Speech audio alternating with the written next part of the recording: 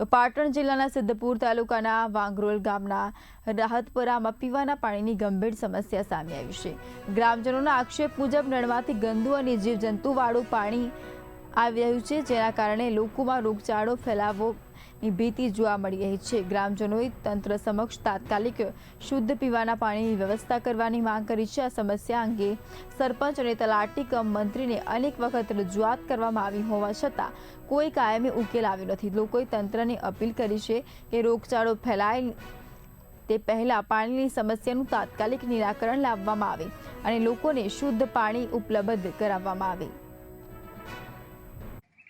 પાણીના પ્રશ્નમાં એવું છે કે સાહેબ ગટરવાળું પાણી અંદર આવે છે, અંદર પૂરા આવે છે, જીવાત આવે છે, બરાબર પાઇપ તૂટી ગઈ છે, એના અંદર કૂતરા પણ મૂત્રે બરાબર જીવાત પણ પડે અને પાણી નળ ચાલુ કરે ડાયરેક્ટ આપણે બોરેથી ત્યારથી સીધું પાણી આપણા નળમાં આવે, નળમાં અંદર પૂરાવાળું અને ગટરવાળું પાણી મિક્સ પીવે, એના કારણે ઝાડા ઉલટી જેવા કેસો થાય છે અમારા રાહતપુરામાં। બરાબર અમે ખૂબ અંદર 2-3 વખત સરપંચશ્રીને પણ જાણ કરી, તલાટીશ્રીને પણ જાણ કરી, પણ તેવું કહે છે થઈ જશે, ચલો થઈ જશે, પણ ક્યારે થઈ જશે? મરી જાય ત્યારે 3 વખત તો છોકરાઓને અમે દવા કરાવી શક્યા।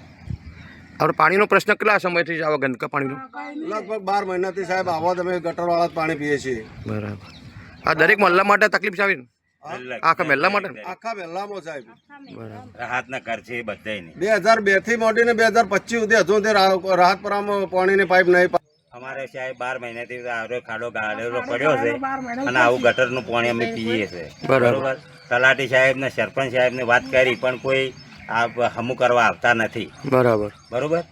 અને અમે પણ કોઈ કરતા જ નહીં આવીને, અને પેલા ભાઈને પટાવાળા મેલે પટાવાળો મતબડ હમું કરીને જતો રહેશે અને પછી હતું નહીં રહેશે સાહેબ। અને ખાડો 12 મહિનાથી આ પડ્યો છે। કોઈ લેખિતમાં આપેલું હોય?